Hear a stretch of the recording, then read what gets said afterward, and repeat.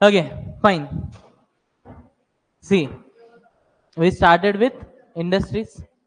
Industries start చేసామా? So ఇండస్ట్రీస్లో నేను మీకు ఏం చెప్పానంటే starting I started with Lewis model. Lewis model ఏం చెప్తుందండి? ఏ ఎకానమీ అయినా కూడా they start with primary sector agriculture. Agriculture ఎప్పుడైతే మెచ్యూర్ అవుతుందో ఇండస్ట్రీస్కి లీడ్ చేస్తుంది. So industrial sector or manufacturing sector.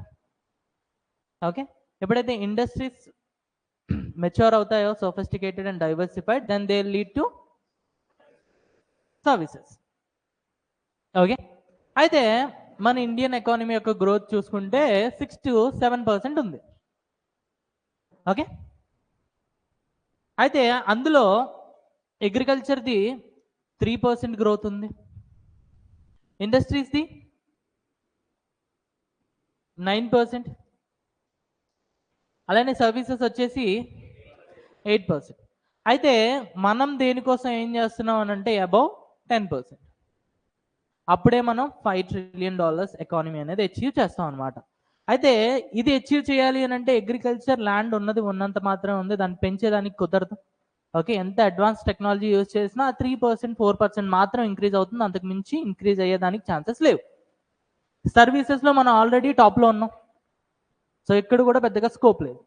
Scope ఎక్కడ ఉంది అని అంటే ఇండస్ట్రీస్లో, విచ్ ఈస్ 9%. దాన్ని ఒకవేళ మనం కన్వర్ట్ చేయగలిగాం అనుకోండి 12 to 14%కి, అప్పుడు ఏమవుతుంది అని అంటే మన ఎకానమీ అనేది జీడిపి గ్రోత్ రేట్ అనేది గ్రేటర్ దెన్ 10% ఉంటుంది. ఓకే, సో అప్పుడు ఖచ్చితంగా మనం మంచిగా ఒక $5 trillion ఎకానమీ అనేది అవుతుందన్నమాట. దానికోసం మనం ఏం చేసామనంటే ఫస్ట్ ఇండియా ఏం చేసిందండి, డైరెక్ట్గా అగ్రికల్చర్ నుంచి ఎక్కడికి జంప్ చేసింది? సర్వీసెస్కి జంప్ చేసింది.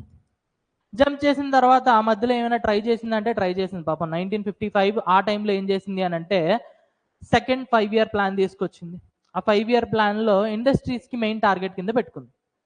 ఎప్పుడైతే ఇండస్ట్రీస్ని మెయిన్ టార్గెట్ కింద పెట్టుకుందో ప్రైవేట్ ఇండస్ట్రీస్ కోసం ఇటు అటు చూసింది, ఎవడు రెడీగా లేడు. ఎందుకంటే ఎవరి దగ్గర డబ్బులు లేవు, సెకండ్ థింగ్ టెక్నాలజీ లేదు. సో స్వతహాగా గవర్నమెంటే ఒక కంపెనీని పెట్టుకుంది, దాన్ని ఏమంటాం పబ్లిక్ సెక్టార్ అండర్టేకింగ్స్. ఒక 10-20 years అలా ఉంచి వీటిని ఎవరికైనా అప్పచెప్పుంటే బాగుండేది, కానీ అలా చేయలేదు. 1991లో ఎకానమీ మనం రిఫార్మ్స్ తీసుకొచ్చాం. ఆ టైంలో మనం తీసుకొచ్చింది LPG policies, liberalisation, privatisation and globalisation. So మనం 1991లో వీటిని ఏం చేసాం అని అంటే ప్రైవేట్ కంపెనీస్ కింద మార్చాం. But all of a sudden ఎవరినో ఒకరిని తీసుకుని వచ్చి కంపెనీస్ ఇచ్చేస్తే వాడికి ఎక్స్పీరియన్స్ ఉండాలి కదా, లేదు. అందుకని చెప్పి ఈ పిఎస్యూస్ కూడా ఏవైతే ప్రైవేట్ సెక్టార్స్ కింద మారినాయో అవి కూడా ఫెయిల్ అయిపోయింది. ఫైనల్గా మనం మాత్రం తగ్గేదే లేదనే రేంజ్లో 2011లో ఇండస్ట్రియల్ పాలసీస్ తీసుకొచ్చాం. అయితే ఆ ఇండస్ట్రియల్ పాలసీస్లో ఫస్ట్ మనం చూసింది ఏంటండి? National manufacturing policy. National manufacturing policy అంటే ఏంటంటే ప్రతి స్టేట్ కూడా ఒక 5,000 hectares ల్యాండ్, 5,000 hectares ల్యాండ్ అనేది అరేంజ్ చేస్తుంది. అరేంజ్ చేసి ఎక్కడికి వెళ్తుంది? Department for promotion of industries and internal trade, DPIIT, దాని దగ్గరికి వెళ్తుంది. DPIIT వెంటనే వీళ్ళకి ఏం చేస్తుంది? ఫండ్స్ ఇస్తుంది. ఇచ్చిన ఫండ్స్తో వీళ్ళు ఏం చేస్తారు? ఈ ఏరియాని డివైడ్ చేస్తారు 30% అండ్ 70% కింద. 30% ఏరియాలో వాట్ దే విల్ డూ? చేయరు. 70%లో they will build infrastructure. Infrastructure అన్ని రెడీ చేసి ఇప్పుడు ఇండస్ట్రీస్ని పిలుస్తారు.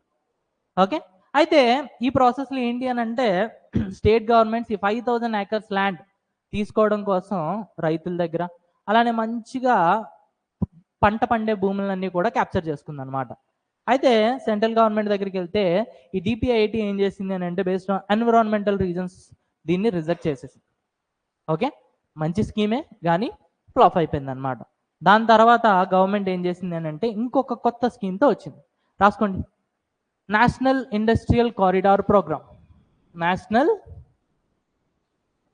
Industrial corridor programme.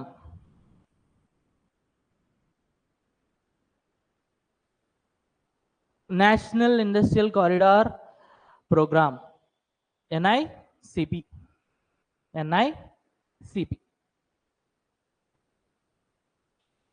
ఏ ఇయర్లోనేనంటే సేమ్ అండి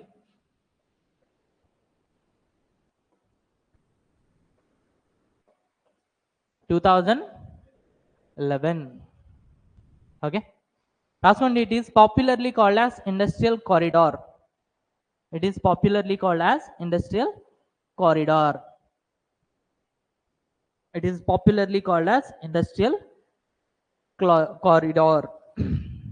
It is popularly called as industrial corridor. Okay, so నిన్నట్లాగే ఫస్ట్ నేను స్కీమ్ ఎక్స్ప్లెయిన్ చేస్తా, దాని తర్వాత డిక్టేట్ చేస్తా.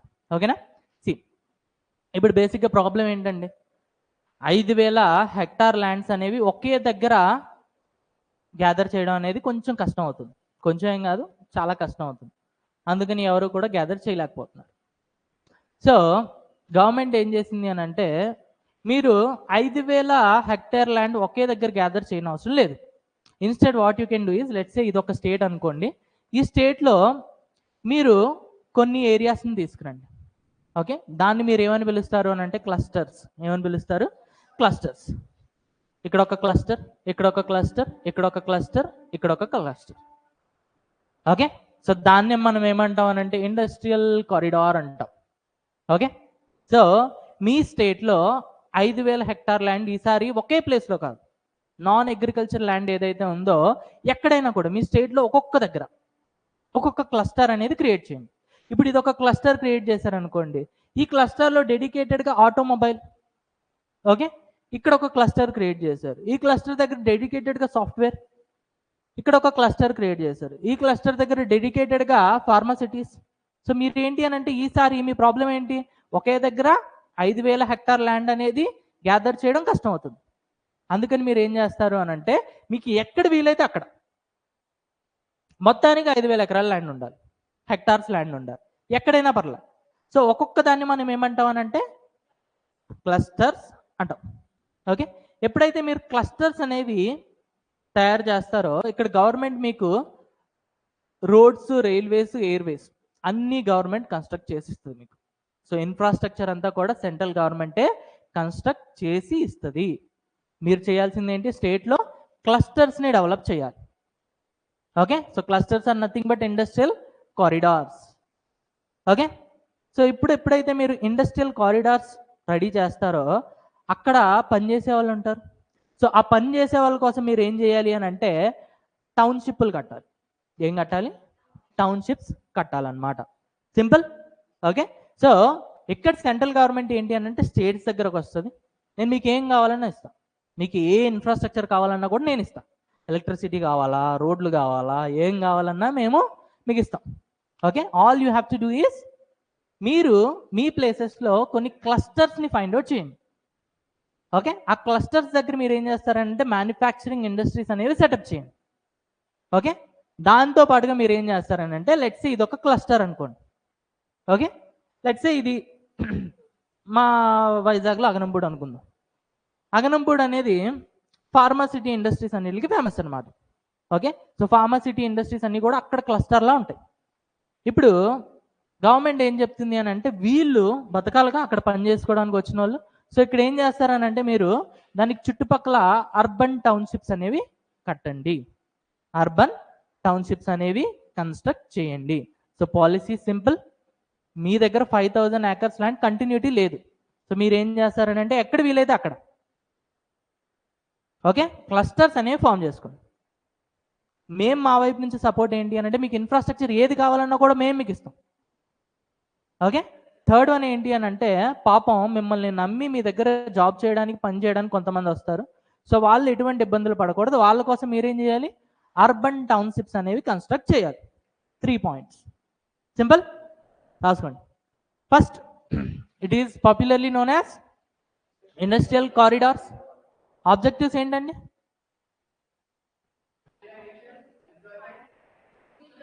Order 25% share in GDP,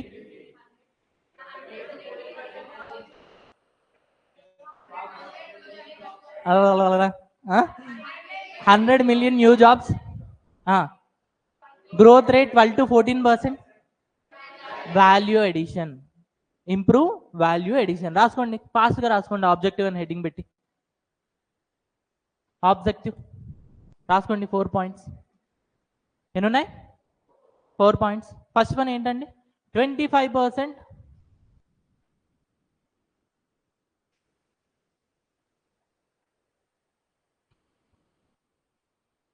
share బదులు కాంట్రిబ్యూషన్ అని రాసుకోండి, మంచి term. 25% contribution in GDP. 100 million new jobs.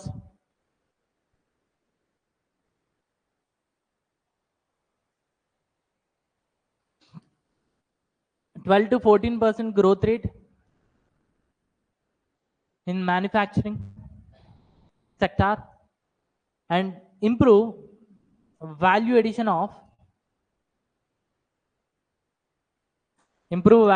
of Indian industries.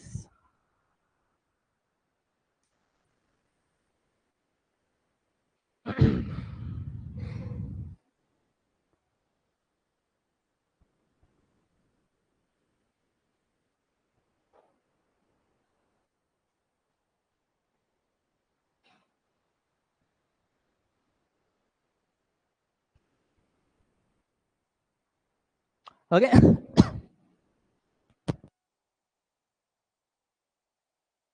Okay, so మళ్ళీ 3 పాయింట్స్ రిపీట్ చేస్తా చూడండి.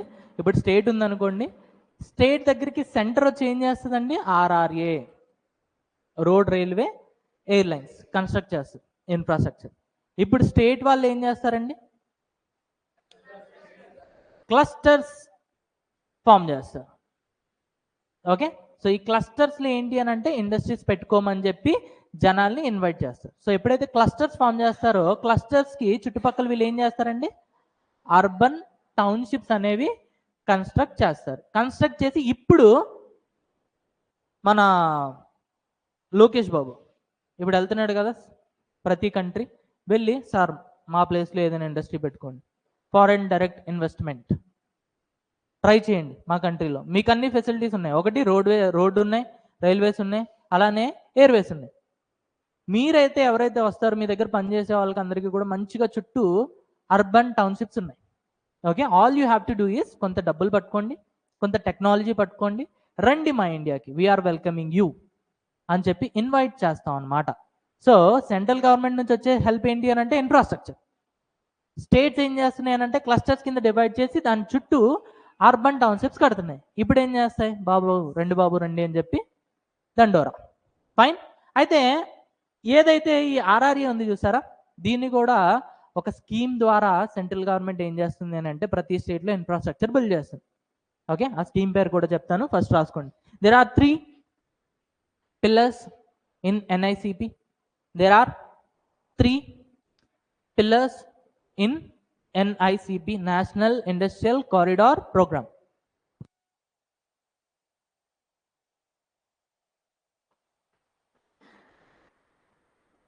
First one,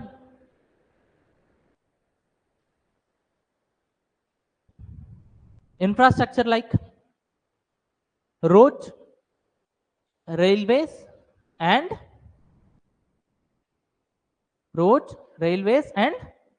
airports.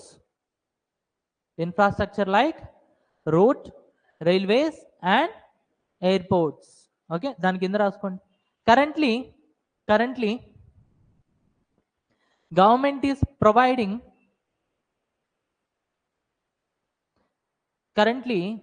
is providing infrastructure under a program called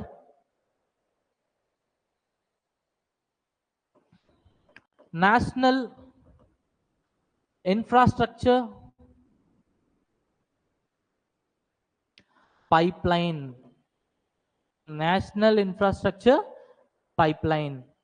Okay, 2020 corona టైంలో తీసుకొచ్చారండి. So currently central government is providing the infrastructure under a program called national infrastructure pipeline.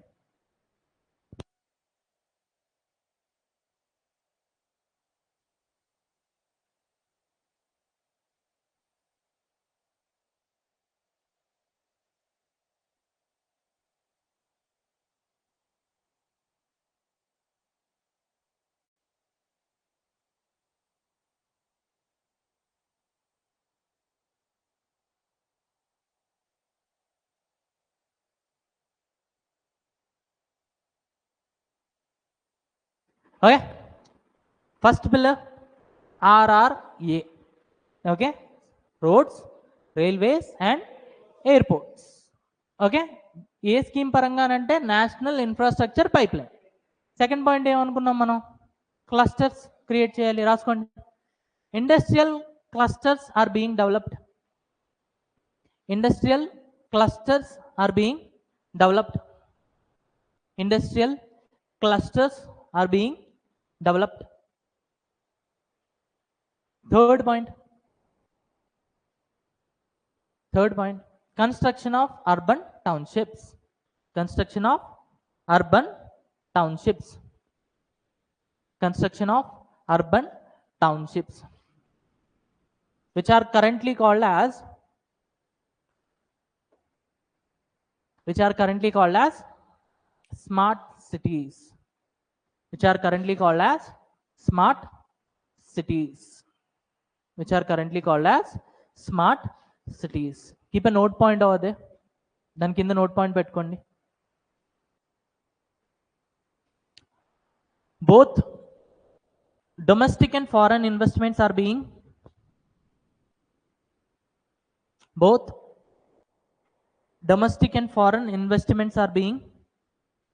encouraged in both domestic and foreign investments are being encouraged in both domestic and foreign investments are being encouraged in NMP, National Manufacturing Program, and NICP, National Industrial Corridor Program. Okay, promoted and encouraged in NMP and NICP. Okay, so ఇక్కడ ఎప్పుడైతే వీళ్ళు clusters అనేవి form చేస్తారో, ఈ clusters form చేసిన తర్వాత వీళ్ళిద్దరిని invite చేస్తారు. ఇప్పుడు లోకేష్ ఉన్నాడు, లోకేష్ ఎలా ఫారెన్ వెళ్ళాడో ఫారెన్లోకి వెళ్ళి వాళ్ళని ఇన్వైట్ చేస్తాడు. అలానే ప్రతి దగ్గరికి వెళ్తాడు, రిలయన్స్ దగ్గరికి వెళ్తాడు, మా దగ్గర ఏమైనా ఓపెన్ చేయండి అంటాడు. ఓకే, టెక్ మహీంద్రా దగ్గరికి వెళ్తాడు, టెక్ మహీంద్రా వాళ్ళ దగ్గరికి వెళ్ళి మా దగ్గర ఏమైనా ఓపెన్ చేయండి అంటాడు. అలానే కియా మోటార్స్ కూడా అలా వచ్చిందే కదా మనకి. సో కియా మోటార్స్ దగ్గరికి వెళ్తారు. సో డొమెస్టిక్ ప్రోడక్ట్స్ అంటే లైక్ అది ఫారెన్. ఓకే, మన అనంతపూర్లో ఓకే ఎలా వచ్చింది, ఇది కూడా same clusters. Okay, so all they have to do is first clusters కింద డివైడ్ చేయాలి, దాని చుట్టూ అర్బన్ టౌన్షిప్స్, దాన్ని ఏమంటాం, స్మార్ట్ సిటీస్ అంటాం. ఈ స్మార్ట్ సిటీస్ అనేవి డెవలప్ చేయాలి, అప్పుడు జనాల్ని ఇన్వైట్ చేయాలి. ఓకే, అయితే ఇది మంచి స్కీమే, సక్సెస్ కూడా అయింది. కాకపోతే ఇందులో ఏంటి అని అంటే డైవర్సిటీ లేదనమాట. ఏం లేదు, డైవర్సిటీ లేదు. ఎందుకు అని అంటే ఇక్కడ నేను ఒక క్లస్టర్ ఫామ్ చేశాను. ఈ క్లస్టర్లో ఒకవేళ కార్లు తయారు చేసే ఇండస్ట్రీ ఉంది, automobile industry. So automobile industry అని ఉంటే దాని చుట్టుపక్కల ఉన్న వాళ్ళు కూడా ఆటోమొబైల్ ఇండస్ట్రీసే ఉండాలి. ఒకవేళ ఇక్కడ ఫార్మసిటీ ఉంది అనుకోండి, ఈ చుట్టుపక్కల ఉండేవి కూడా ఫార్మసిటీనే ఉండాలి. సో ఇక్కడ ఏంటి అని అంటే డైవర్సిటీ లేదన్నమాట.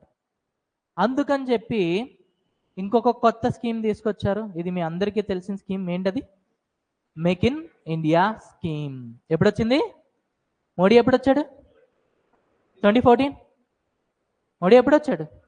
2014. సో 2014లో మోడీ వస్తూ తనతో పాటు తీసుకొచ్చిన స్కీమ్ ఏంటి? Make in India scheme. రాసుకోండి. Third one, make in India.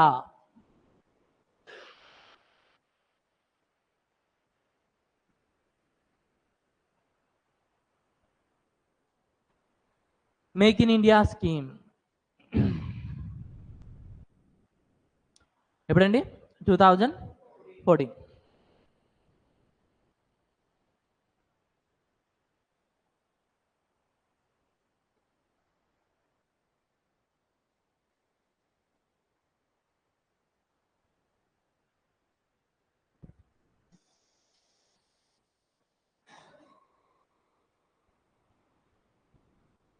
Okay, అయితే ఎప్పుడైతే ఇది 2014లో వచ్చిందో దీంట్లో మొత్తం 25 సెక్టార్స్ని ఇంక్లూడ్ చేశారండి. ఎన్ని? 25. సో దీని పరంగా ఏంటి అని అంటే నువ్వు ఏదైతే క్లస్టర్ క్రియేట్ చేసావో అందులో ఓన్లీ ఇది పెట్టాలనే లేదు. ఈ 25లో నువ్వు ఏది పెట్టుకున్నా పర్లేదు, గవర్నమెంట్ వైపు నుంచి నీకు సపోర్ట్ ఉంటుంది. ఓకే, అయితే ఈ 25 కూడా మ్యానుఫ్యాక్చరింగ్ అండి. ఎందుకు అని అంటే సర్వీసెస్లో ఆల్రెడీ మనం టాప్లో ఉన్నాం. సర్వీసెస్లో మనం ఆల్రెడీ టాప్లో ఉన్నాం. అందుకని చెప్పి ఈ 25 సెక్టార్స్ కూడా ఆల్మోస్ట్ అన్నీ కూడా మ్యానుఫ్యాక్చరింగ్. ఓకే, సో లిస్ట్ ఒకసారి నేను రేపు చూపిస్తాను. వెబ్సైట్ ఓపెన్ చేసి మీకు లిస్ట్ చూపిస్తాను. ఓకేనా? అయితే 25 సెక్టార్స్ ఉన్నాయి. 25 కూడా ఆల్మోస్ట్ మ్యానుఫ్యాక్చరింగ్. ఏంటండి? Manufacturing sectors. అయితే ఈ టైంలో మనకి ఆర్బీఐ గవర్నర్ ఎవరు అని అంటే రఘురామ్ రాజన్.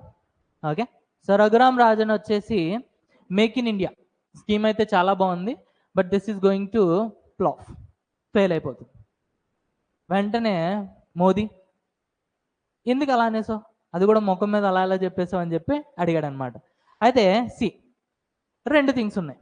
ఒకటి సర్వీసెస్, సెకండ్ వన్ వచ్చేసి మ్యానుఫ్యాక్చరింగ్, ఇంకోటి అగ్రికల్చర్. అది అందరూ ఒకలాగే ఉంటుంది.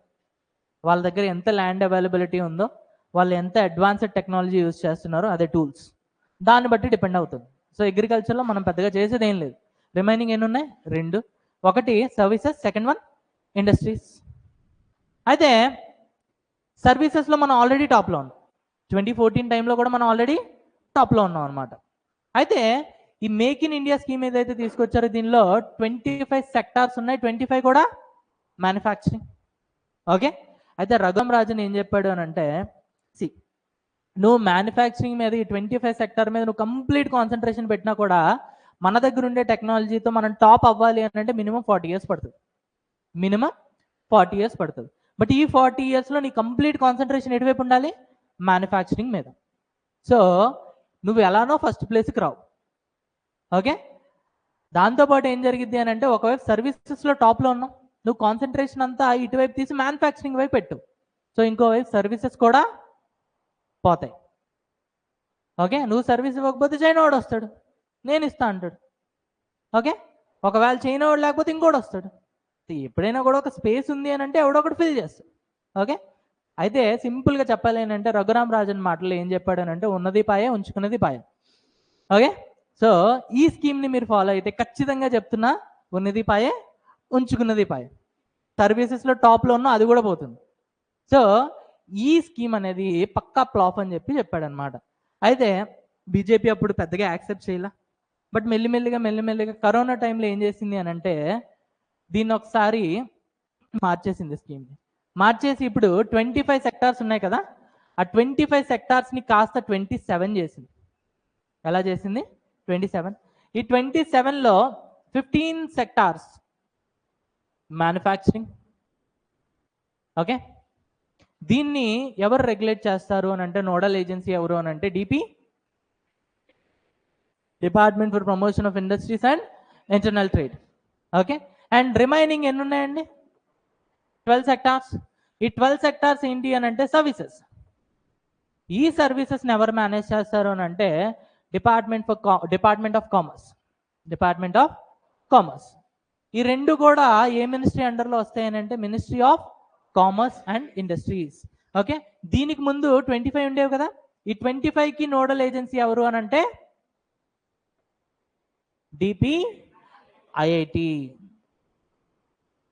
డిపిఐఐటి. సో రఘురామ్ రాజన్ ఏదైతే చెప్పాడో దాన్ని అప్పుడు యాక్సెప్ట్ చేయాల, కానీ అతనికే తెలియకుండా యాక్సెప్ట్ చేసి పాలసీలో ఇంక్లూడ్ కూడా చేసేసారు. Now they have included services as well. So ఇప్పుడు మేక్ ఇన్ ఇండియా అనేది ఒక famous scheme. Understand? Okay, so దీంట్లో పెద్దగా ఏముండదండి, 4 pillars ఉంటుంది. ఈ 4 చాలా జనరిక్ థింగ్స్. ఓకే, ఈ 4 pillars దేంతో కనెక్ట్ అయి ఉంటాయి అని అంటే మనం ముందు చదివిన స్కీమ్స్తో కనెక్ట్ అయి ఉంటాయి. ఓకే, రాసుకోండి. ఏం రాయాలి ఇప్పుడు? ఆబ్జెక్టివ్ రాయండి సార్ మీరే. Objective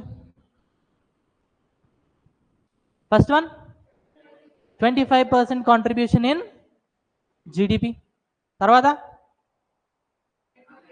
100 million new employment. తర్వాత 10 to 14% growth in manufacturing sector. తర్వాత improve in value addition. Okay, so ఎవరైతే రాయలేదో వాళ్ళ కోసం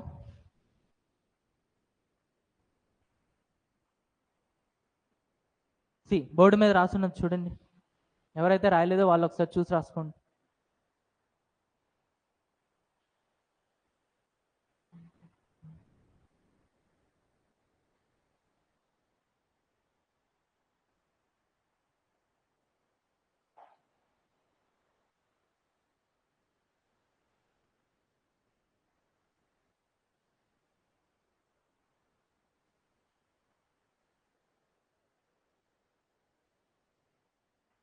డన్, రాసుకోండి. It has 4 pillars. ఎన్ని ఉన్నాయండి? 4 పిల్లర్స్. 4 చాలా జనరల్ థింగ్స్ అండి. 4 పిల్లర్స్ కూడా చాలా జనరల్ థింగ్స్. ఫస్ట్ వన్ రాసుకోండి, new process. First one new process. New process. Okay, so new process అంటే ఏంటో వినండి. ఇక్కడ ఏంటి అని అంటే సింగిల్ విండో క్లియరెన్స్ తీసుకొచ్చారండి. అంతకుముందు ఎవరైనా కూడా ఇండియాకి వచ్చి ఒక కంపెనీ పెట్టాలి అని అంటే మినిమం వాళ్ళు 15 ఆఫీసుల చుట్టూ తిరగాలి, 15 ఆఫీసెస్లో పర్మిషన్స్ తీసుకోవాలి. ఓకే, అయితే ఇక్కడ నోడల్ ఏజెన్సీ ఎవరు? డిపిఐఐటి. సో ఇక్కడ మేక్ ఇన్ ఇండియాలో ఏం చెప్పారు అని అంటే, ఒకవేళ మీరు ఎవరైనా కంపెనీ పెట్టాలి అనుకున్నారు అనుకోండి, ఫస్ట్ డిపిఐఐటి దగ్గరికి రండి. డిపిఐఐటి ఏం చేస్తుంది అని అంటే మీకు ఒక డాక్యుమెంట్ ఇస్తుంది, ఒక పాస్పోర్ట్ సైజ్ ఫోటో, నీ ఆధార్ కార్డు, నీ పాన్ కార్డు, ఇలా ఒక లిస్ట్ చెప్తుంది, నీ బ్యాంక్ అకౌంట్, ఇలా కొన్ని డాక్యుమెంట్స్ చెప్తుంది. ఈ డాక్యుమెంట్స్ అన్ని తీసుకొని నెక్స్ట్ రోజు డిపిఐఐటి దగ్గరికి వెళ్తే ఒకవేళ డాక్యుమెంట్స్ అన్ని నిజంగానే వెరిఫై అయితే వెంటనే మీకు ఒకే ప్లేస్లో మీకు పర్మిషన్ వచ్చేస్తుంది, సింగిల్ విండో క్లియరెన్స్. అర్థమైందా? సో ముందే ఎలా ఉండేది? Hectic process. ఒక 15-16 ఆఫీసులు తిరగాల్సి వచ్చేది. ప్రతి వాడు కూడా ఏంటి రేప్రా రేప్రా రేప్రా రేప్రా రేప్రా అని చెప్పి రేప్ చేసేస్తాడు. ఇక్కడ మనకు అలా కాదు, ఒకటే విండో. డిపిఐఐటి దగ్గరికి వెళ్ళు, ఫస్ట్ డే నీకేంటి ఒక లిస్ట్ ఆఫ్ డాక్యుమెంట్స్ అడుగుతుంది. ఆ డాక్యుమెంట్స్ పట్టుకొని నువ్వు ఎప్పుడైతే వెళ్తావో అక్కడే నీకు అన్ని పర్మిషన్స్ కూడా వచ్చేస్తాయి. So single window clearance. Okay, రాసుకోండి. Under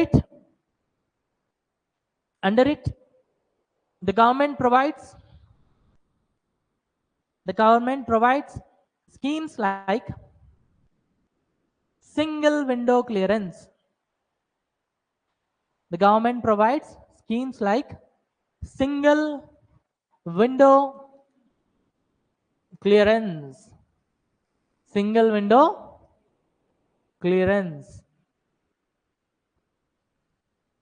Schemes like single window clearance to provide easy and smooth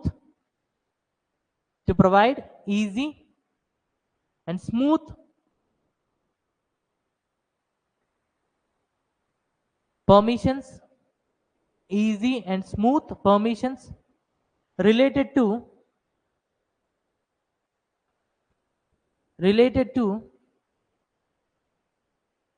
various requirements of running a business. Various requirements of running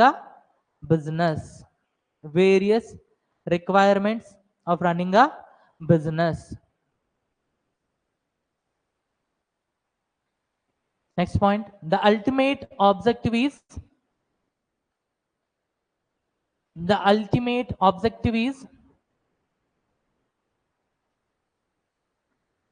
to improve ease of doing business in India.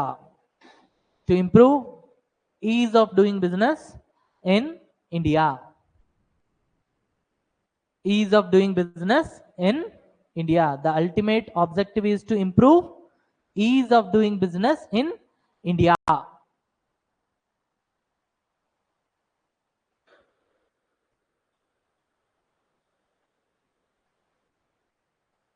Okay, so first one చాలా generic. ఏం చెప్తుంది? Process అనేది easy చేస్తా. ముందు మీరు వచ్చేటప్పుడు మీకు బోల్డ్ అని పర్మిషన్స్ కావాలి, ఇప్పుడు అవి ఏం అవసరం లేదు. Single window clearance. End of the day objective ఏంటండి? Ease of doing business in India.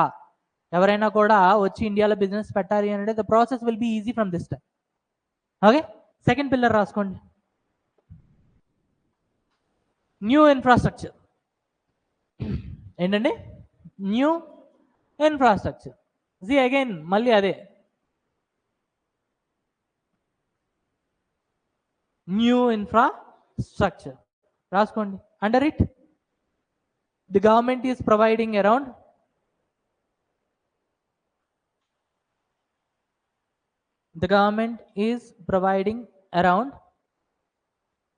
10,000 various infrastructure projects, 10,000 various infrastructure projects in the establishment of industries. In the establishment of industries. ఒక 10,000 కొత్త projects ని తీసుకొచ్చిందండి in the establishment of industries. Again ఇక్కడ కూడా scheme ఏంటి? NIP, national infrastructure pipeline 2020. Repeat చేయనా?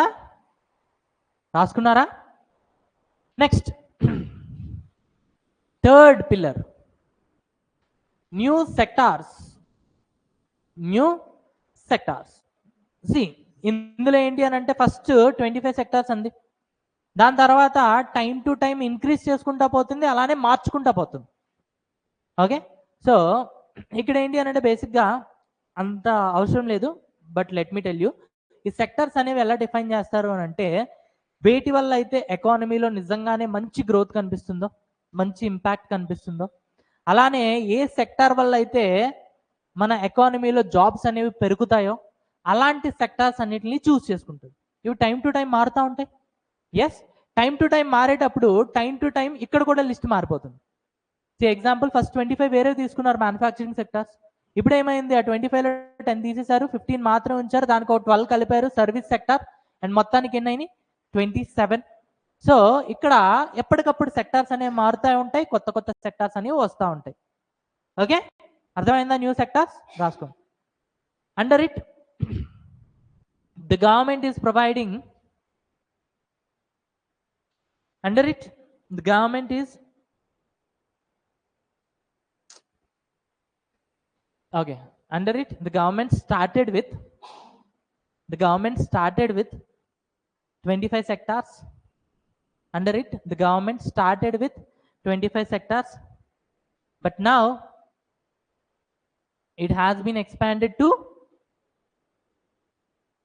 under it the government started with 25 sectors, but now it has been expanded to any 27 sectors, which contains 15 manufacturing sectors and 12 service sectors. 15 manufacturing sectors and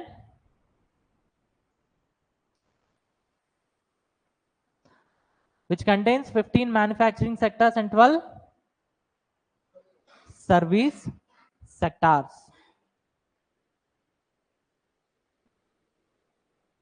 okay, దాని కింద రాసుకోండి. DPIIT is nodal agency for manufacturing sectors.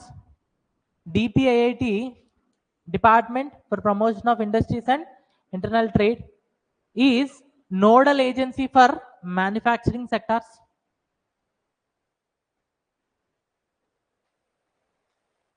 And DOC, Department of Commerce, is nodal agency for service sector. Department of Commerce. ఇది రాయనా? DPIIT చెప్పనా? Department for, dictate చేయనా? DPIIT is nodal agency for manufacturing sectors. DPIIT is nodal agency for manufacturing sectors. DPIIT దగ్గర రాసుకోండి కావాలి అనుకుంటే, department for promotion of industries and internal trade. Okay, next రాసుకోండి. DOC is nodal agency for service sector. DOC is nodal agency for service sector. DOC is nodal agency for service sector.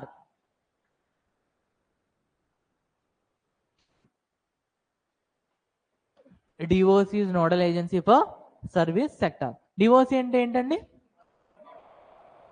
Department of commerce. Okay, ఇప్పుడు రాసుకోండి. Keep a note point. Keep a note point. DPIIT and DVOC will come under DPIIT and DVOC, Ministry of Commerce and Industries.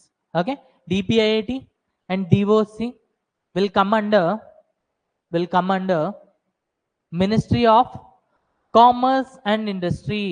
Ministry of Commerce and Industry. Trust me, ఇదే మీ యూపీఎస్సీలో 2 times question అండి. DPIIT will come under which ministry? Okay, Ministry of Commerce and Industries.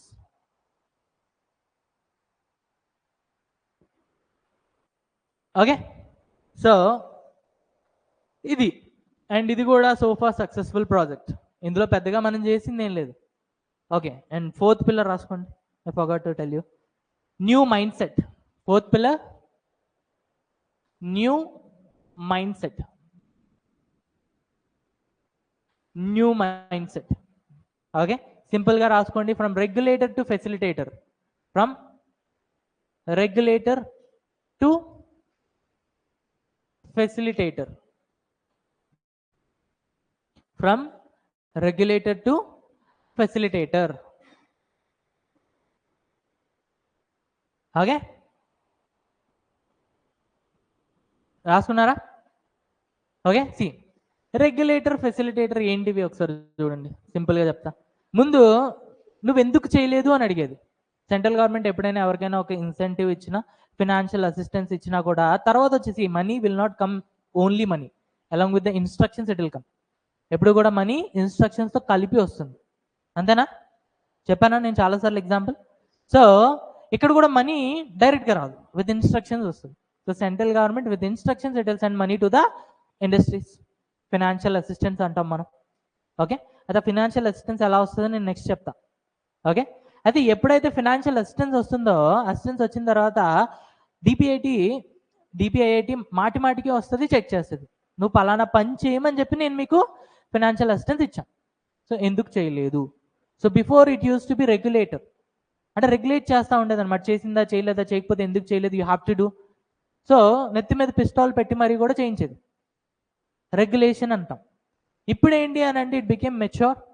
And ఇప్పుడు ఏమంటుంది అని అంటే now I'm your facilitator. ఒకవేళ చేయలేదా, come to me, tell me your reasons. ఎందుకు చేయలేదో చెప్పు. నువ్వు ఒకవేళ చేయాలి అని అంటే నేనేం చేయాలో చెప్పు. సో ఈసారి గవర్నమెంట్ ఏమైంది అని అంటే it changed it's mind set. Okay, so ఇది కూడా మీ మెయిన్స్ క్వశ్చన్ అండి, మేక్ ఇన్ ఇండియా. సో మీరు గుర్తుపెట్టుకోవాల్సింది ఏంటి అని అంటే మేక్ ఇన్ ఇండియా 1.0. 1.0 ఎప్పుడండి? 2014. ఇందులో ఎన్ని ఉండేవి?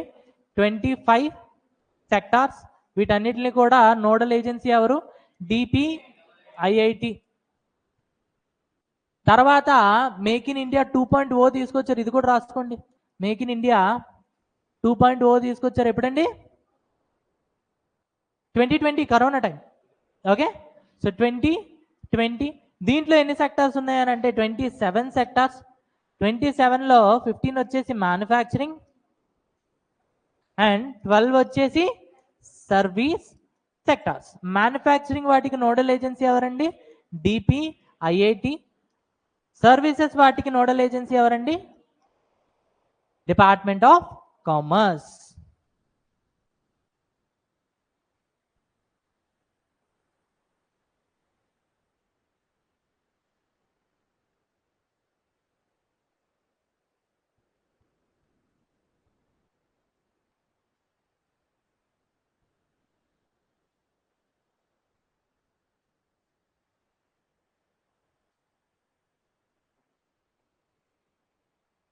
సింపుల్. మీకు ఈ స్టోరీ గుర్తున్నా కూడా మీరు ఆన్సర్ మొత్తం ఈజీగా రాసేయచ్చు.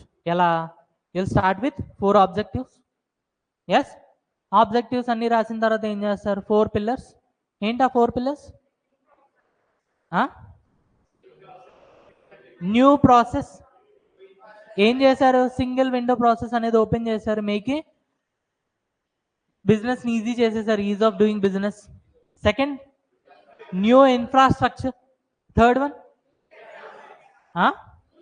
New sectors. Fourth one new mind set. Okay, ఈ 4 పాయింట్స్ రాస్తారు. ఈ 4 పాయింట్స్ రాసిన తర్వాత conclusion, it started in 2014 with 25 sectors, and in 2020 Make in India 2.0 came, wherein we have 27 sectors, 15 from manufacturing and 12 from service sector. 15 their nodal agency is DPIIT, and 12 their nodal agency is Department of Commerce. Okay, అయితే ఈ sectors యొక్క parameter కూడా రాసుకోండి. అంటే ఈ sectors అనేవి ఎలా చూస్ చేస్తుంది. కొన్నిసార్లు ఏంటి అని అంటే కొన్ని సెక్టార్స్ అనేవి చూస్ చేయరు. ఓకే, సో ఎందుకు చూస్ చేయరు, ఒకవేళ చూస్ చేస్తే పారామీటర్స్ ఏంటి. ఓకే, సో సెక్టార్స్ యొక్క పారామీటర్స్. ఓకే, ఫస్ట్ వన్ వచ్చేసి జీడిపి కాంట్రిబ్యూషన్ ఉండాలి. జీడిపిలో కాంట్రిబ్యూషన్ మంచిగా ఉండాలండి. ఎంత అనేది చెప్పలేదు, so obviously description of government. Okay, and employment creation అనేది బాగా ఉండాలి. ఎంప్లాయ్మెంట్ క్రియేషన్ అనేది ఉండాలి. అలానే వీళ్ళు చేసిన ప్రోడక్ట్స్ అనేవి బాగా ఎక్స్పోర్ట్స్ అవ్వాలన్నమాట. ఎక్స్పోర్ట్స్ పొటెన్షియల్ అనేది బాగా ఉండాలి. ఈ 3 పారామీటర్స్ ఒకవేళ ఫుల్ఫిల్ అయితే ఆ సెక్టార్ని చూస్ చేసుకుంటారు, మేక్ ఇన్ ఇండియా లిస్ట్లో పెట్టేస్తారు. ఎప్పుడైతే మేక్ ఇన్ ఇండియా లిస్ట్లో పెడతారో they will get financial assistance from the government. అర్థమైందా? సో మేక్ ఇన్ ఇండియా రాయగలరా question? So make in India ఖచ్చితంగా చెప్తున్నా, ఎన్నిసార్లు అయినా వచ్చే క్వశ్చన్ మెయిన్స్లో. సో ఒకసారి మేక్ ఇన్ ఇండియా క్వశ్చన్ ఒక్కసారి రాయండి. ఓకే, నెక్స్ట్ క్రిటిసిజం అని పెట్టుకోండి. ఇది సోఫార్ సక్సెస్ అయింది, బట్ ఏంటి అని అంటే కొన్ని బ్యాక్డ్రాప్స్ ఉన్నాయి, అవి కూడా చూద్దాం ఒకసారి. క్రిటిసిజం అని పెట్టుకోండి హెడింగ్. క్రిటిసిజం రాయలేదా? రాసుకోండి, పారామీటర్స్ రాసుకోండి, దాని తర్వాత క్రిటిసిజం చెప్తా.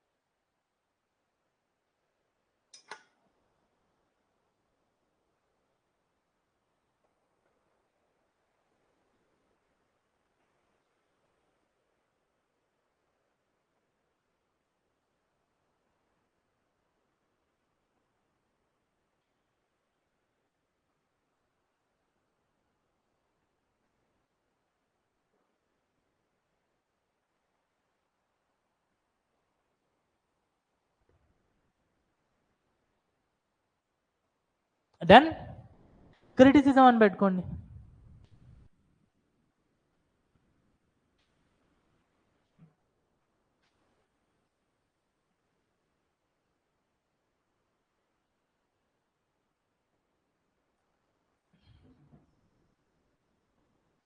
క్రిటిసిజం. సి మేక్ ఇన్ ఇండియాలో ఎక్కడా కూడా మనకి ఏంటి అని అంటే స్కిల్ డెవలప్మెంట్ గురించి కానీ, ఎడ్యుకేషన్ గురించి కానీ, రీసెర్చ్ అండ్ డెవలప్మెంట్ గురించి కానీ ఎక్కడా మాట్లాడట్లా. మన బేసిక్ ఎయిమ్ ఏంటంటే ఈ మేక్ ఇన్ ఇండియా పాలసీ యొక్క బేసిక్ ఎయిమ్ ఏంటి, వాల్యూ ఎడిషన్ అనేది ఇంప్రూవ్ చేయాలి. సో వాల్యూ ఎడిషన్ ఇంప్రూవ్ చేయాలి అని అంటే ఎడ్యుకేషన్ ఈజ్ మ్యాండేటరీ, దాంతోపాటు స్కిల్ ఈజ్ మ్యాండేటరీ, దాంతోపాటు రీసెర్చ్ అండ్ డెవలప్మెంట్ అనేది ఒక ఇంపార్టెంట్ రోల్ అనేది ప్లే చేస్తుంది. ఎప్పుడైతే రీసెర్చ్ అండ్ డెవలప్మెంట్ చేస్తారో అప్పుడే మీరు తీసుకున్న ఇన్పుట్ని బెటర్గా వాల్యూ ఎడిషన్ చేయగలరు, అంతే కదా. ఇప్పుడు బిఫోర్ ఏం చేసేవాళ్ళని అంటే మనకి ఈ రైస్ ఉంది కదా, ఈ రైస్ని ఆడించేవాళ్ళండి, ధాన్యాన్ని ఆడించేవాళ్ళు. ఆడించిన తర్వాత మనకి ఏంటి అని అంటే రైస్ వచ్చింది. ఈ రైస్ ఏదైతే వచ్చేస్తుందో దాన్ని వచ్చాక మిగిలిపోయిన దాన్ని ఏమంటామో అని అంటే తౌడు అంటాం. దీన్ని ఏం చేస్తామని అంటే క్యాటిల్ ఫీడింగ్ చేస్తాం. ఏం చేస్తాం? క్యాటిల్ ఫీడింగ్ చేస్తాం. దాని తర్వాత కొంచెం రీసెర్చ్ అండ్ డెవలప్మెంట్ చేశారు. చేసిన తర్వాత ఏం చేశారని అంటే ఫస్ట్ టైం ఏదైతే లేయర్ తీస్తారో, ఫస్ట్ టైం మిల్లు ఆడించేటప్పుడు దాన్ని ఏం చేస్తారంటే క్యాటిల్కి పెడతారు. నెక్స్ట్ నెక్స్ట్ టైం తీసేదాంతో ఏం చేసేవాళ్ళు అంటే రైస్ బ్రాన్ ఆయిల్ అనే దాన్ని తయారు చేయడం స్టార్ట్ చేశారు. ఈ రైస్ బ్రాన్ ఆయిల్ ఎలా వచ్చింది? Research and development. ఓకే, మిగిలిపోయింది ఏంటి? రైస్. దాన్ని ఆటోమేటిక్గా మనం కన్జ్యూమ్ చేసుకుంటాం. సో కొన్ని రోజులు అయింది, ఈ రీసెర్చ్ అండ్ డెవలప్మెంట్ అనేది ఇంకా పెరిగిందండి. మధ్యలో ఉన్న లేయర్ మీద మీకు ఆయిల్ వచ్చింది, మంచి ఆయిల్, రైస్ బ్రాన్ ఆయిల్ అంటాం. ఇప్పుడు ప్రతి ఇళ్ళలో కూడా వాడేది అదే. ఒకవేళ మీరు సన్ఫ్లవర్ ఆయిల్ అని కొంటూ ఉన్నా కూడా ట్రస్ట్ మీ, సన్ఫ్లవర్ ఆయిల్ కాదు, రైస్ బ్రాన్ ఆయిల్. పేరు మాత్రమే సన్ఫ్లవర్ ఆయిల్ అని రాసి ఉంటుంది. ఓకే, అయితే మధ్య దాంట్లో వస్తుంది పైదేం పాపం చేసిందని చెప్పి పై దాని మీద కూడా రీసెర్చ్ అండ్ డెవలప్మెంట్ చేశారు, R&D అంటాం. చేస్తే దాని నుంచి కూడా ఒక ఆయిల్ వచ్చింది. బట్ అది ఏంటి అని అంటే బాగా డార్క్ కలర్లో ఉంది. ఓకే, దాన్ని మనం ఏమంటాం అంటే దీపాల నూనెలు అంటాం. మీరు డీమార్ట్లో కొంటూ ఉంటారు కదా 50 రూపాయలకు bottle. That is nothing but your rice మీద తౌడైతే ఏదైతే ఉండేదో దాని నుంచి తీస్తుంది అనమాట. ఈ తౌడు మహా అయితే ఏంటంటే కేజీ 5 రూపాయలకి అమ్మేవాళ్ళు. ఇప్పుడు కేజీ దాని నుంచి 50 రూపాయలు ఆయిల్ తీస్తుంది. ఏది బెటర్? వాల్యూ ఎడిషన్ దేనిది ఎక్కువ? ఎందుకు వాల్యూ ఎడిషన్ ఎక్కువైంది? Research and development. ఆ రీసెర్చ్ అండ్ డెవలప్మెంట్ గురించి ఎక్కడా కూడా మనం మేక్ ఇన్ ఇండియాలో మాట్లాడట్లేదు. So nowhere we are mentioning about education, skill development,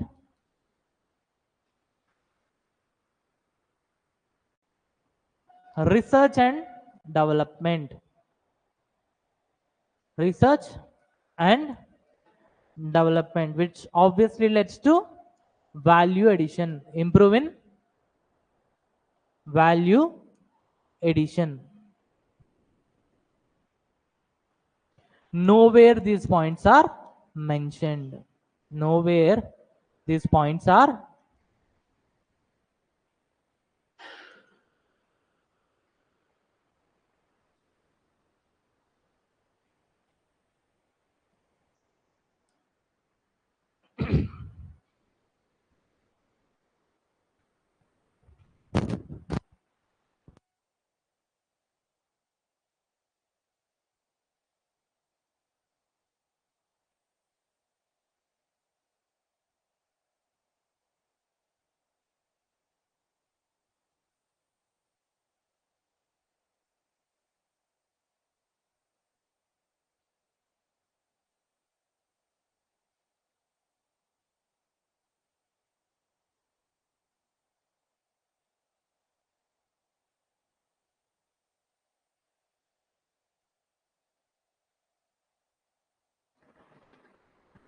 done. నిన్నటి కాపర్ ఎగ్జాంపుల్ గుర్తుందా? ఎస్, ఒకడు ఏం చేస్తున్నాడు? గ్లాసులు తయారు చేస్తున్నాడు, ఇంకొకడు ఏసీ. ఓకే, సో ఆ ఎగ్జాంపుల్ ఒకసారి గుర్తు చేసుకోండి. దాని మీద మనం నెక్స్ట్ స్కీమ్ అనేది చూద్దాం. నెక్స్ట్ స్కీమ్ తీసుకురావడానికి కారణం ఏంటి అని అంటే because lack of research and development అనేది ఇక్కడ ఉంది. దీన్ని కవర్ చేయడానికి మనం ఇంకొక స్కీమ్ తీసుకొచ్చాం అనమాట. Okay, రాసుకున్నారా?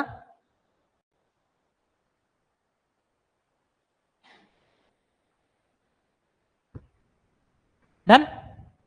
PMP next, phased manufacturing policy. Phased manufacturing policy.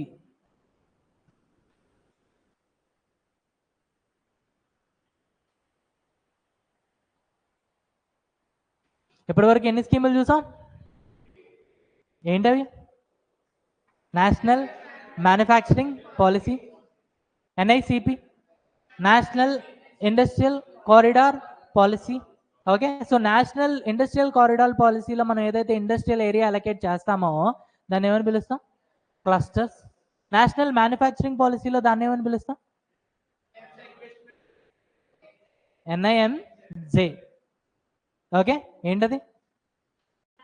National investment and manufacturing zone. Okay, తర్వాత మనం ఏం చూస్తాం? Make in India. Make in India అనేది సెపరేట్గా పెద్ద పాలసీ ఏం కాదు, this is supporting policy for ఆ రెండిటికి. ఓకే, నెక్స్ట్ ఇప్పుడు మనం చూడబోయేది ఏంటి అని అంటే ఫేజ్డ్ మ్యానుఫ్యాక్చరింగ్ పాలసీ. ఏంటిది? పిఎంపి. ఓకే, ఎప్పుడు వచ్చింది అని అంటే 2017. Okay, so phased is a failed policy. Faced is a failed policy. ఎందుకు అనంటే సి నిన్నటి కాపర్ ఎగ్జాంపుల్ గుర్తుంది కదా, ఒకడు ఏం చేస్తున్నాడు, కాపర్తో గ్లాసులు తయారు చేస్తున్నాడు, ఇంకోటి ఏం చేస్తున్నాడు, కాపర్తో ఏసీలు తయారు చేస్తున్నాడు. అయితే గవర్నమెంట్ చూసి వాల్యూ ఎడిషన్ రావట్లేదు అంటే ఎందుకు వస్తుంది, వీళ్ళు సుఖానికి అలవాటు అయిపోయారు. సో అందుకనే వీళ్ళు వాల్యూ ఎడిషన్ అనేది ఇంప్రూవ్ చేయట్లేదు. అందుకని చెప్పి గవర్నమెంట్ ఏం చేసింది అని అంటే, ఇనీషియల్గా నువ్వు గవర్నమెంట్ ఇండస్ట్రీ స్టార్ట్ చేసావు, గ్లాసులు తయారు చేస్తున్నావు, ఓకే, బట్ ఇయర్ తర్వాత నువ్వేం చేయాలి అని అంటే వాల్యూ ఎడిషన్ అనేది ఇంప్రూవ్ చేయాలి. ఒకవేళ ఇంప్రూవ్ చేయలేదా, నువ్వు ఏదైతే కాపర్ని ఇంపోర్ట్ చేస్తున్నావో ఆ ఇంపోర్ట్ చేసే కాపర్ నువ్వు 100 రూపాయలకి తీసుకొస్తున్నావు, నేను దాని మీద ప్రజెంట్ అయితే 10 రూపీస్ ట్యాక్స్ వేస్తున్నా, మొత్తానికి నీకు ఇది 110 రూపాయలుగా వస్తుంది. ఒకవేళ నువ్వు వాల్యూ ఎడిషన్ అనేది ఇంప్రూవ్ చేయలేదా, నేనేం చేస్తానంటే నువ్వు 100 రూపాయలకి ఏదైతే తీసుకొస్తున్నావు దాని మీద నేను 100 రూపాయలు ట్యాక్స్ వేస్తా, ఫైనల్గా ఇదేమవుతుంది అని అంటే 200 రూపాయలు అవుతుంది. So now it is mandatory for you to do research and development చేయాలి. చేసి నువ్వు ఖచ్చితంగా కూడా ఇలానే ప్రోడక్ట్ని వాల్యూ ఎడిషన్ పెంచాలి. సో గవర్నమెంట్ ఏం చేసింది అని అంటే ఒక ఫినాన్షియల్ సపోర్ట్ ఇవ్వట్లా, ఇంకోవైపు ఏం చేస్తుంది, పెనాల్టీ వేస్తుంది. సో వీళ్ళు ఏం చేస్తారు, ఇండస్ట్రీస్, అరే నా వల్ల కాదురా, నాకు రాదురా బాబు అంటే వినో. సో ఇలా ఈ టైంలో 2017-18 టైంలో మన జీడిపి గ్రోత్ రేట్ అనేది బాగా పడుతుంది. ఎందుకు అని అంటే ఈ కంపెనీస్ అన్ని కూడా ఇక్కడ క్లోజ్ చేసేసి what they have done is they have went to UAE. అందుకనే మీరు న్యూస్ ఛానల్లో అప్పుడులో చదువుకుని ఉంటే గుజరాత్లోని అలానే ఈ ఏరియాలో ఉన్న మ్యానుఫ్యాక్చరింగ్ ఇండస్ట్రీస్ అన్ని కూడా క్లోజ్ చేస్తారు. ఓకే, జనాలు ఏమంటా ఉంటారు అని అంటే జిఎస్టీ పెట్టడం వల్ల క్లోజ్ చేస్తారంటారు, but the actual reason is GST పెట్టడం వల్ల కాదు. దీనివల్ల ఫేస్డ్ మ్యానుఫ్యాక్చరింగ్ పాలసీ. ఇందులో మ్యానుఫ్యాక్చర్ నెత్తి మీద పిస్తోల్ పెట్టారు, నువ్వు రీసెర్చ్ అండ్ డెవలప్మెంట్ చేస్తావా, నేను చేయలేను, అలానే చావను, నేను వేరే కంట్రీకి వెళ్ళిపోతా అని చెప్పి అందరూ ఏం చేశారు, షిఫ్ట్ అయిపోయారనమాట. సో దీన్ని కంపన్సేట్ చేయడానికి ఇంత హార్ష్గా పాలసీస్ ఉంటే ఇండస్ట్రీస్ ఏవి కూడా ఇండియాకి రావు అని తెలియడానికి వీళ్ళు ఏం చేశారనంటే ఇంకొక పాలసీ తీసుకొచ్చారు, and that will be our final policy. Okay, దానికి ముందు ఇది రాసుకోండి. Under PMP the government of India, shortcuts రాసుకోండి అండి, గవర్నమెంట్ ఆఫ్ ఇండియా అంటే ఇలా రాసుకోండి సరిపోద్ది. Okay, under PMP the government of India gave permissions to the industries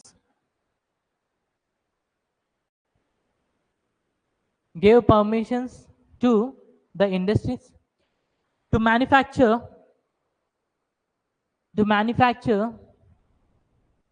basic items initially, but over time they have to shift to high valued items. But over time ఎక్కడ వరకు రాశారు, over time వరకు రాశారా, but over time they have to shift to high valued products, high valued items or products. Next point, if the manufacturers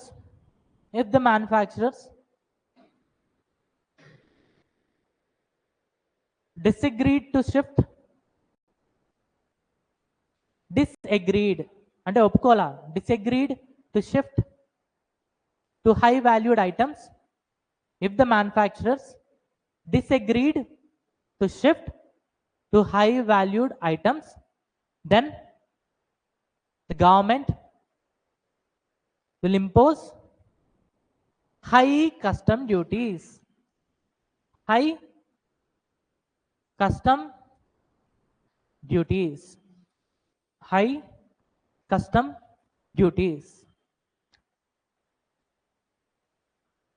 On imported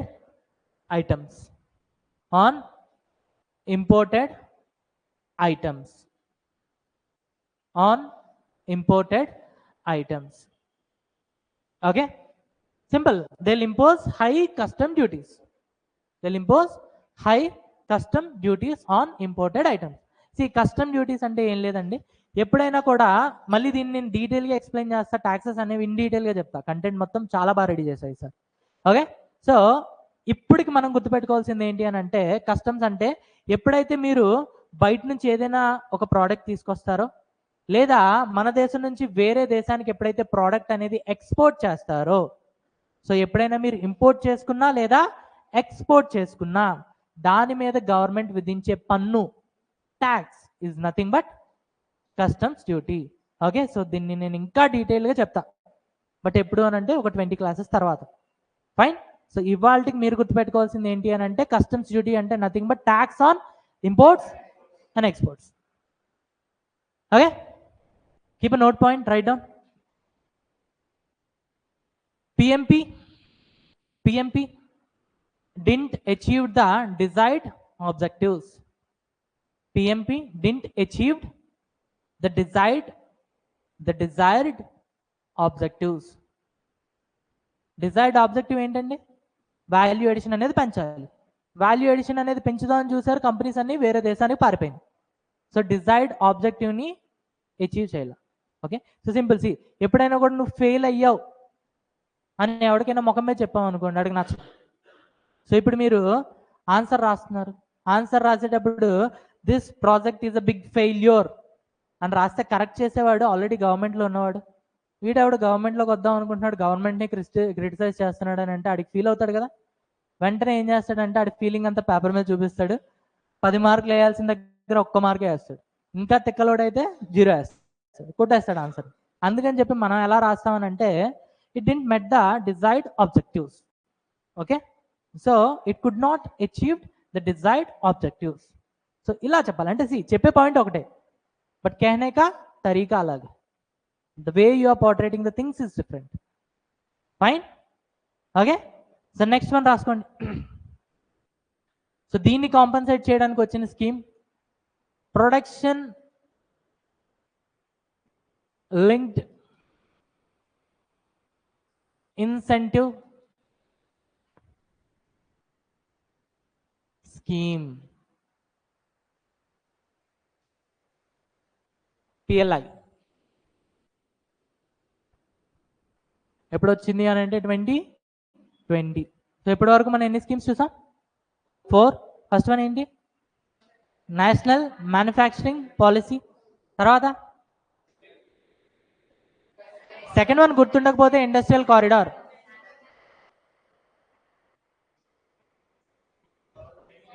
national industrial corridor policy. దాని తర్వాత ఏం చూసాం? Make in India, ఇది అందరికీ గుర్తుంటుంది. Fourth one PMP bars, pipes. యాడ్లు చూస్తున్నారా? So ఆ PMP ప్లేస్లో మనది ఏంటి? Phased manufacturing policy. Okay, so PMPని కాంపెన్సేట్ చేయడానికి వచ్చిన పాలసీ ఏంటి అని అంటే production linked incentive scheme, PLI. Okay, so ఇందులో ఏంటి అని అంటే,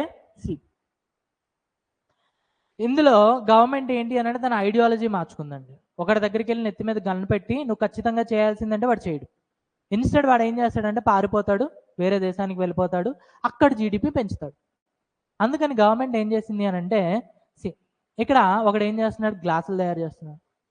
ఓకే, అయితే గ్లాసులు తయారు చేసేవాడి దగ్గరికి వెళ్తుంది. అయ్యా ఎలా ఉన్నావు?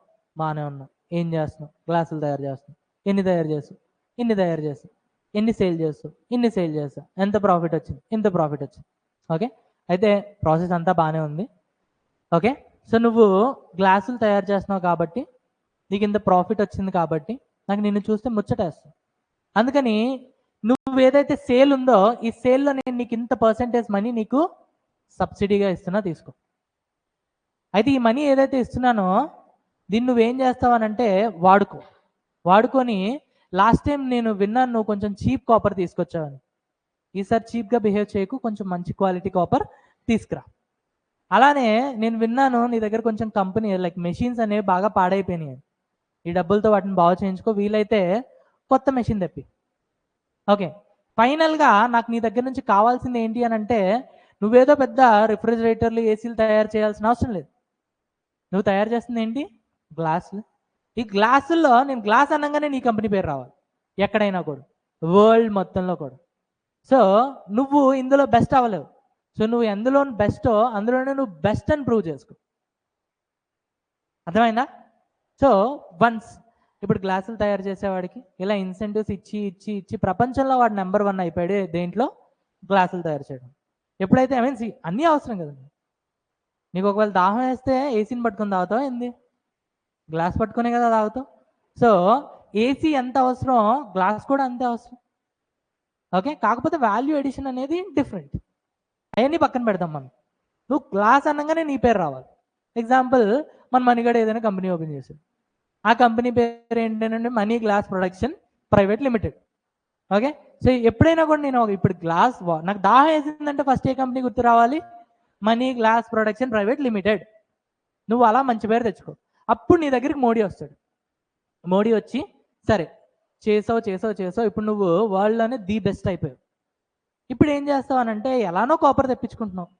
ఈ కాపర్లో కొంత కాపర్ తీసుకొని కొంచెం రీసెర్చ్ అండ్ డెవలప్మెంట్ చేసి ఒక ఏసీ తయారు చేయడానికి ట్రై చేయి. ఒకవేళ అందులో లాస్ వచ్చింది అనుకో, ఇందులో ఎలానో నీకు లాభాలు వస్తున్నాయి. ఎస్, సో దీని నుంచి కాంపెన్సేట్ చేసుకోవచ్చు.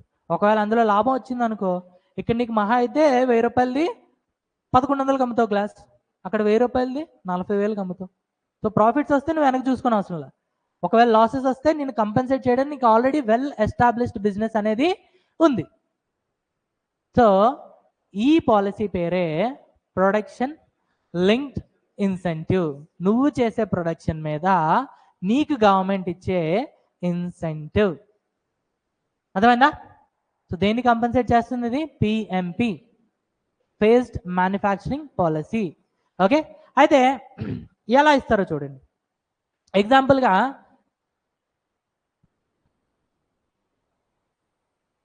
పారామీటర్స్ 2 ఉన్నాయండి. ఒకటి sales, second one investment. Okay, so ఈ స్కీమ్ ఎప్పుడు స్టార్ట్ చేశారు? 2020. సో వీళ్ళు ఏం చేస్తారంటే 2019 నుంచి డేటా చెక్ చేస్తారు.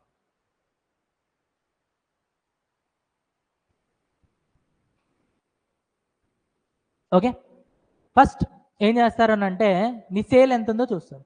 అయితే పాపం మనీగా ట్రై చేశాడు. ఇన్వెస్ట్ చేసింది ఎంత అని అంటే ఒక 100 రూపాయలు ఇన్వెస్ట్ చేశాడు. లేదని అంటే చీప్గా ఉంటుందో 1000 రూపాయలు ఇన్వెస్ట్ చేశాడు. 1000 రూపాయలు ఇన్వెస్ట్ చేశాడు. 1000 రూపాయలు ఇన్వెస్ట్ చేసి ప్రోడక్ట్స్ని తయారు చేశాడు, సేల్ చేశాడు. సేల్ చేసేటప్పుడు ఎంతకు అమ్మాడు అని అంటే ఒక 2000కి అమ్మాడు. ఎంతకు అమ్మాడు? 2000కి అమ్మాడు. నెక్స్ట్ ఇయర్కి వచ్చేసేటప్పటికి ఒక 1000 రూపాయలు లాభం వచ్చిందిగా. ఆ 1000 రూపాయల్లో 500 బీర్ తాగేశాడు. ఇంకో 500 ఇన్వెస్ట్ చేశాడు. ఈసారి సేల్ ఎంత అయింది అని అంటే 3000 అయింది. ఓకే, 3000 అయింది. ఓకే, ఇప్పుడు గవర్నమెంట్ వచ్చి నీ దగ్గరికి వచ్చి చెక్ చేస్తుంది. అయ్యా ఏం చేస్తున్నావు? గ్లాసులు చేస్తున్నావు. ఎంత ఇన్వెస్ట్ చేస్తావు? ముందు 1000 రూపాయలు ఇన్వెస్ట్ చేసా, నాకు కొంచెం లాభం వచ్చింది. సో నేను ఇప్పుడు ఏం చేశాను అంటే 1500 ఇన్వెస్ట్ చేశాను. అంటే లైక్ ఎక్స్ట్రాగా నా ఇన్వెస్ట్మెంట్ అనేది 500 పెంచా. సో నీ ఇన్వెస్ట్మెంట్ పెరిగింది, ఫైన్. మరి సేల్ పరిస్థితి ఏంటి? అయ్యా నేను అప్పుడు 2000కి అమ్మా, ఇప్పుడు నా బిజినెస్ కొంచెం పెరిగి 3000 అయింది అయ్యా. సో నీ రెవెన్యూ కూడా పెరిగింది. సో ఇక్కడ ఏంటి అని అంటే ఒక పిఎల్ఐ లిస్ట్ అనేది తయారు చేస్తుంది. ఎవరు? డిపిఐఐటి. ఏం తయారు చేస్తుంది? పిఎల్ఐ లిస్ట్ తయారు చేసి ఇప్పుడు మణిగడ దగ్గరికి వెళ్ళి షేక్ హ్యాండ్ ఇచ్చి congratulations, you on the scratch card. నీ కంపెనీ నేమ్ అనేది ఈ పిఎల్ఐ లిస్ట్లోకి ఎంటర్ అయ్యింది. సో పిఎల్ఐ లిస్ట్లోకి ఎంటర్ అవ్వాలి అంటే ఎలిజిబిలిటీ క్రైటీరియా ఏంటండి? ఒకటి మీ ఇన్వెస్ట్మెంట్ పెరగాలి, సెకండ్ వన్ మీ సేల్స్ కూడా పెరగాలి. ఎప్పుడైతే ఈ 2 పెరుగుతాయో వెంటనే డిపిఐఐటి ఏం చేస్తుంది? మీ నేమ్ తీసుకొని వచ్చి లిస్ట్లో పడేస్తుంది. ఓకే, ఇప్పుడు లిస్ట్లో పడేసి ఎంత పెరిగిందో చూస్తుంది. 1000 రూపాయలు. ఎంత పెరిగింది? 1000 రూపాయలు. సో 1000 రూపాయలు దాని మీద ఒక్కొక్క ఇండస్ట్రీకి ఒక్కొక్క పర్సెంటేజ్ ఉంటుందండి. ఇప్పుడు మ్యానుఫ్యాక్చరింగ్ దాంట్లోనే కొన్ని వాటికి 4%, మెడిసిన్ వాటిలో 10%, ఇంకొన్ని వాటికి 14% కూడా ఉంది. ఓకే, జనరల్లీ ఈ గ్లాసులు ఇవి అన్నీ కూడా ఎందులోకి వస్తాయనంటే 4% కేటగిరీలోకి వస్తాయి. సో మన వాడికి సేల్ ఎంత వచ్చింది ఎక్స్ట్రా? సో ఇందులో మన వాడికి ఎంత ఇస్తారు అని అంటే 4%. ఎంత ఇస్తారండి? 4%, అంటే 40 రూపాయలు. ఈ 40 రూపాయలు ఇచ్చి మళ్ళీ సేమ్ డైలాగ్, లాస్ట్ టైం నువ్వు చీప్ కాపర్ తెప్పించుకున్నావు, ఈసారి కొంచెం కాస్ట్లీ కాపర్ తెప్పించుకో. అలానే లాస్ట్ టైం నువ్వు కొంచెం చీప్గా బిహేవ్ చేస్తావు, మెషిన్స్ కొంచెం డబ్బా సౌండ్ వస్తున్నా కూడా అలానే కంటిన్యూ చేస్తావు, ఈసారి ఏం చేస్తావు? కొంచెం రిపేర్ చేయించుకో, వీలైతే మంచి మెషిన్స్ తెప్పించుకో. మనకి ఇది తక్కువ అనిపిస్తుంది. ఒకవేళ ఇమాజిన్ ఇఫ్ లైక్ సేల్స్ అనేవి ఒక 2,000 కోట్లు అనుకోండి, 2000 crores. అప్పుడు అందులో 4% అనేది చాలా ఎక్కువ కదా. సో దాంట్లో వాళ్ళు మంచి కాపర్ని తెప్పించుకోవచ్చు, అలానే మంచి మెషిన్స్ కూడా తెప్పించుకోవచ్చు కదా. సో నేను ఎగ్జాంపుల్ చిన్నది చెప్తున్నాను కాబట్టి చిన్న వాల్యూ. ఓకే, సో ఇలా ఏదైతే ఇన్సెంటివ్ ఉందో, ఇన్సెంటివ్ మాత్రం సేల్స్ మీద మాత్రమే ఇస్తుంది. ఇన్సెంటివ్ దేని మీద ఇస్తుంది? సేల్స్ మీద మాత్రమే ఇస్తుంది. ఎలిజిబిలిటీ క్రైటీరియా ఏంటి? 2, ఇన్వెస్ట్మెంట్ అలానే సేల్స్. ఇది మీ ప్రిలిమ్స్, ఇది మీ మెయిన్స్. ఓకే, ఈ 2 క్వాలిఫై అవ్వాలి, అప్పుడు మాత్రమే మీరు జాబ్ వస్తుంది. కానీ మీ మార్క్స్ కన్సిడర్ చేసేది ఎందులో? మెయిన్స్ మాత్రమే. So this is your mains. Understand? Okay, so eligibility క్రైటీరియాలో 2 ఉంటాయి, 2 పాస్ అవ్వాలి. కానీ మీ స్కోర్ కన్సిడర్ చేసేది అందులో సేల్స్. ఓకే, దాని నుంచి మీకు ఇన్సెంటివ్ ఇస్తారు. ఇచ్చిన ఇన్సెంటివ్ అనేది మీరు ఏం చేయాలి? ఎఫెక్టివ్గా యూటిలైజ్ చేసుకోవాలి అండ్ వరల్డ్స్ నెంబర్ 1 బెస్ట్ అవ్వాలన్నమాట. సో ఇది PLI, ప్రొడక్షన్ లింక్డ్ ఇన్సెంటివ్. అయితే ఒకవేళ ఈ ఇయర్ బాగానే గడిచిపోయింది, నెక్స్ట్ ఇయర్ మనోడికి 1500 వచ్చినాయి. ఈసారి ఏంటి అని అంటే ఒక 4 ఫ్రెండ్స్ని తీసుకొచ్చాడు, తీసుకొని వచ్చి 1000 రూపాయలతో పార్టీ చేసుకున్నాడు. ఈసారి మిగిలిందంతా 500. సో ఇన్వెస్ట్మెంట్ ఏమైందంటే 2000. ఓకే, సో ప్రొడక్షన్ అది కూడా అంతగా అవ్వలేదన్నమాట. ప్రొడక్షన్ అయినా కూడా సేల్ అనేది సరిగ్గా అవ్వాల. ఈసారి ఏమైందంటే ఈ 3000 కాస్త 2800 పడిపోయింది. ఇప్పుడు మళ్ళీ గవర్నమెంట్ నీ దగ్గరికి వస్తుంది, ఇన్వెస్ట్మెంట్ ఎంత? 500 పెరిగింది. ఫస్ట్ బాక్స్ టిక్ అయిపోయింది. సెకండ్ బాక్స్ సేల్స్ 2800, 200 తగ్గిపోయింది. వెంటనే రిజెక్ట్ చేసి పక్కకు పోయి ఆడుకో, నిన్న ఈ సంవత్సరం PLI లిస్ట్లో యాడ్ చేయట్లేదు. అర్థమైందా? సింపుల్. సో ఎలిజిబిలిటీలో ఈ 2 వస్తాయి, బట్ ఇన్సెంటివ్ ఇచ్చేది ఓన్లీ సేల్స్ బేస్ మీద ఇస్తారు. Okay, right down.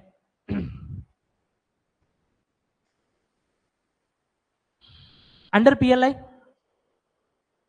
the industries are selected.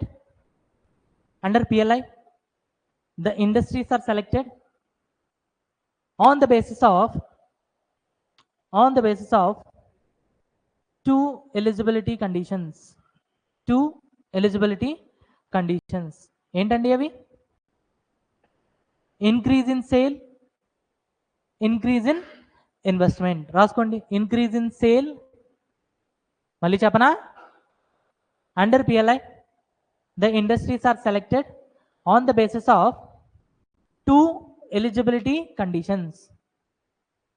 2 eligibility conditions. ఒకటి increase in sale, second one increase in investment. But subsidies are provided only over increase in sale. Sales కాదండి, నేను క్లియర్గా ఏం చెప్పా మీకు? This is increase in sale. Increase in sale మీద మాత్రమే మీకు సబ్సిడీస్ వస్తాయి. రాసుకోండి, but subsidies are provided only over increase in sale. Next point మళ్ళీ చెప్పనా? But subsidies are provided only over increase in the sales. Next, different level of subsidies will be provided in different sectors. ఒక్కొక్క sector కి ఒక్కొక్క subsidy ఉంటుంది. Different level of subsidies will be provided. Different level of subsidies will be provided for different sectors.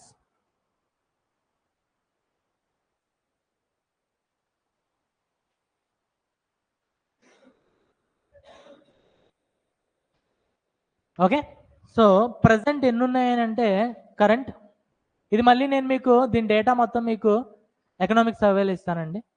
Okay, so current మొత్తానికి మనకి ఎన్ని ఉన్నాయనంటే 14 sectors ఉన్నాయి. ఎన్ని ఉన్నాయి? 14 సెక్టార్స్. రీసెంట్లీ యాడెడ్ సెక్టార్ ఏంటి అని అంటే డ్రోన్ సెక్టార్. దాన్ని మన వాళ్ళు టెక్నాలజీ ఎక్కడి నుంచి తెచ్చుకున్నారంటే ఇజ్రాయెల్ నుంచి తెచ్చుకున్నారు. So recently added sector is drone sector. ఎప్పుడు అని అంటే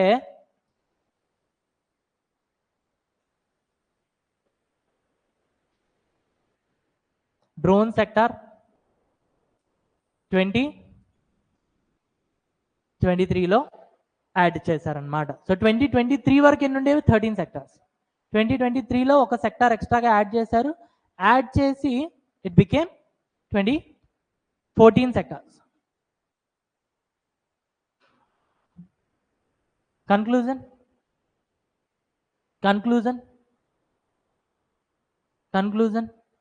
PLI aims to increase production, employment. PLI aims to increase production. PLI aims to increase production, employment, exports,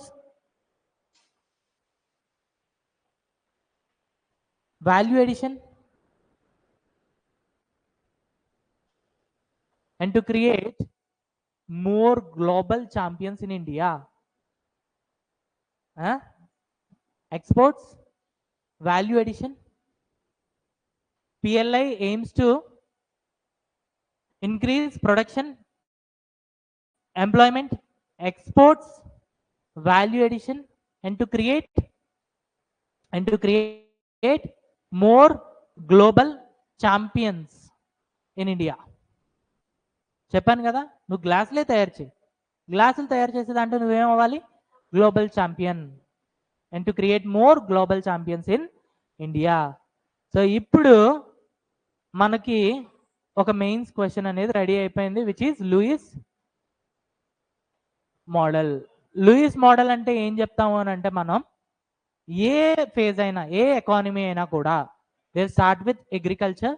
ఎప్పుడైతే అగ్రికల్చర్ మెచ్యూర్ అవుతుందో ఇండస్ట్రీస్, ఎప్పుడైతే అవి మెచ్యూర్ అవుతాయో సర్వీస్ సెక్టర్. అయితే ప్రతి దేశం కూడా దీన్నే ఫాలో అయింది. ఎక్సెప్షన్ ఏంటి అని అంటే ఇండియా అండ్ బ్రెజిల్. అయితే దీనివల్లే పవర్టీ కానీ, అన్ఎంప్లాయ్మెంట్ కానీ, లైక్ ఇన్కమ్లో ఇన్ఈక్వాలిటీస్. ఓకే, అయితే దీనికోసం మనం ఏం చేయలేదా అని అంటే చేసాం. ఏం చేసామనంటే 1955లో గవర్నమెంట్ కంపెనీస్ని తీసుకొచ్చాం. అలానే 1991లో గవర్నమెంట్ కంపెనీస్ని కాస్త ప్రైవేట్ సెక్టార్ కింద కన్వర్ట్ చేసాం. అండ్ 2011 నుంచి మనం ఇండస్ట్రియల్ గ్రోత్ కోసం ట్రై చేస్తున్నామని చెప్పి you have to right the schemes. First one national manufacturing policy, second one NICP national industrial corridor policy, దాని తర్వాత మేక్ ఇన్ ఇండియా, దాని తర్వాత ఏంటి PMP ఫేస్డ్ మ్యానుఫ్యాక్చరింగ్ పాలసీ, దాని తర్వాత ప్రొడక్షన్ లింక్